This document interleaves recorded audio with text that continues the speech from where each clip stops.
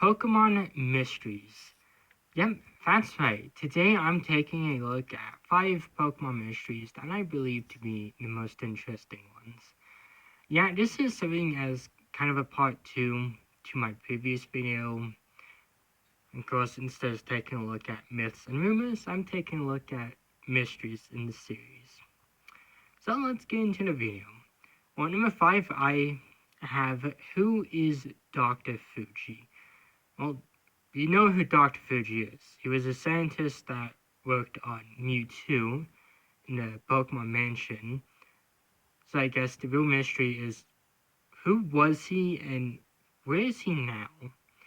Well, the first Pokemon movie kind of answered that, but this is more specifically for the games.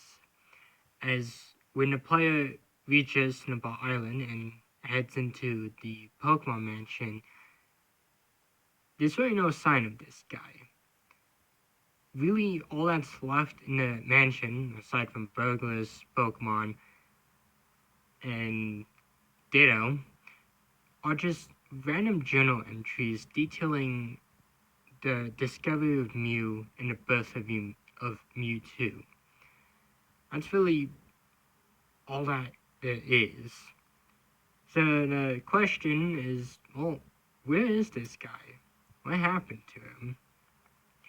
I'm guessing maybe he went off somewhere else and probably created more Pokemon. But why did he do this? Of course, this also does tie in to a theory, that being that he is Mr. Fuji, a man that we meet in the Pokemon Tower. And of course, next up we have number 4, which is, of course, where is Lysander?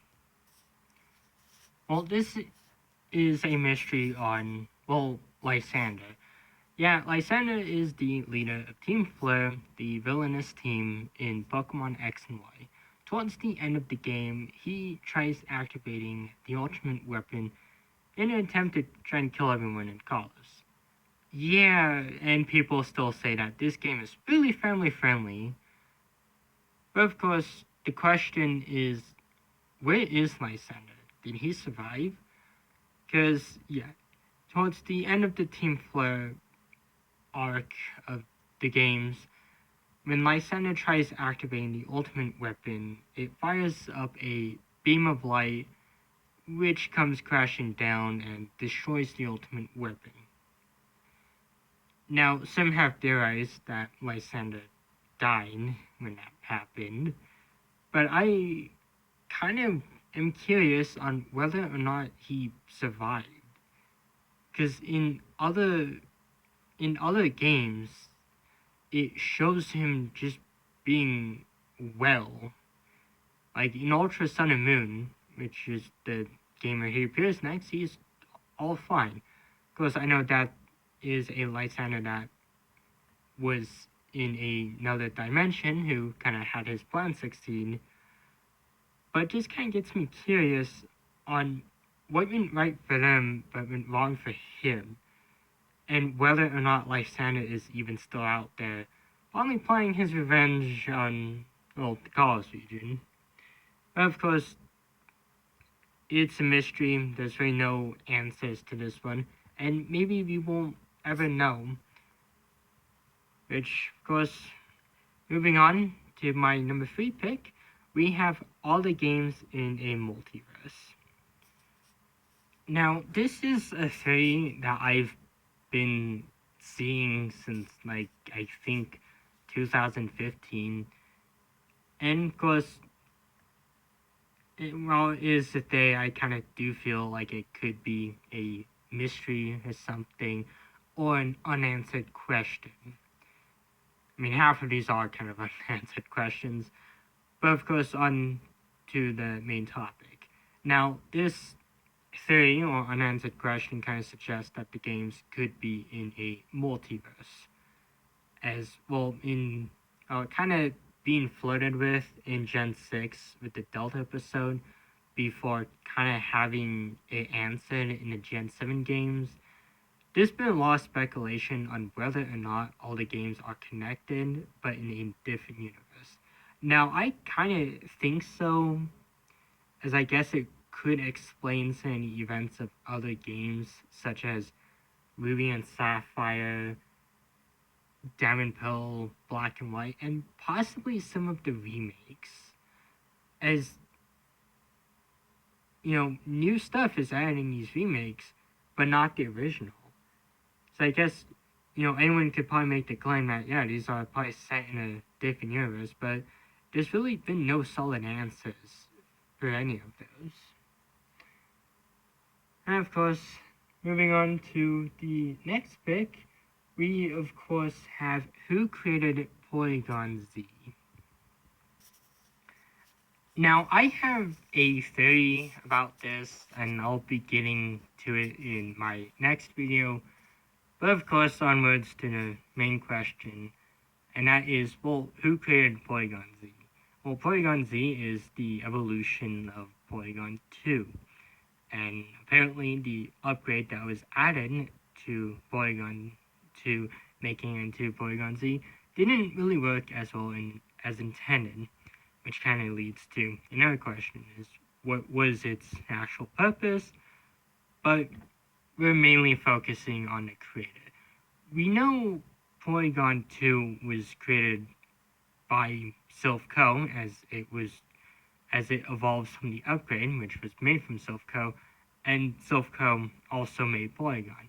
But there's really been no answers on who created Polygon Z, as the dubious disk has been described as not having a known creator, which just leads to a lot of questions, as I already said, but nothing in the games have even said anything as well.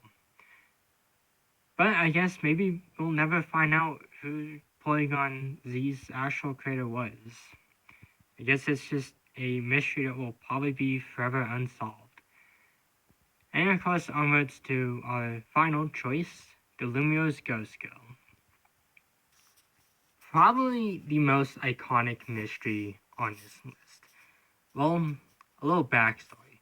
Back in 2013, when these games were very fresh and well liked among the community, there began to be rumors and speculations about a mysterious NPC who was dubbed the Lumiere's Ghost Girl. Now, of course, main players would encounter her after restoring power to the power plant and entering a building on the North Boulevard in Lumiere City. You'll be encountered by a mysterious person who has the spite of a hex maniac, and she'll say, "No, you're not the one." This led to a lot of questions throughout the community on who this person was. Of course, she potentially reappears again in the game in the Hotel Rishishime, telling you that if you talk, she won't be able to hear the elevator. There is also a message left on a sign in the Lumiere station that many believe to be from her, and in Omega Ruby and Alpha Sapphire and Mount Pyre, you'll be able to encounter a mysterious hex maniac who will say something to you. I kind of forgot what it was, but a lot of people kind of have assumed that they're all the same person and that they're looking for someone special. Now, there's a lot of theories that come with this, and I'll probably take a look at them in the next video, but there was a lot of just mysteries about her, with probably the main one being, who is she and why is she in the game? And, well, a lot of people probably expecting that to be kind of figured out in subsequent games, but considering it's been 8 years since these games have been released and we've seen numerous Pokemon releases, there really hasn't been anything, which just leads us to the final question of today's video. Who exactly was the Lumiere's Ghost Girl, and what Or who was she looking for? Well, that's all the pics I have for today. I'll be back next time with a series video. But of course, I'll be posting more on my main channel before that. But before I go, I just want to wish everyone a wonderful, I just want to wish everyone happy holidays and hope everyone is doing well. And I will see you next time.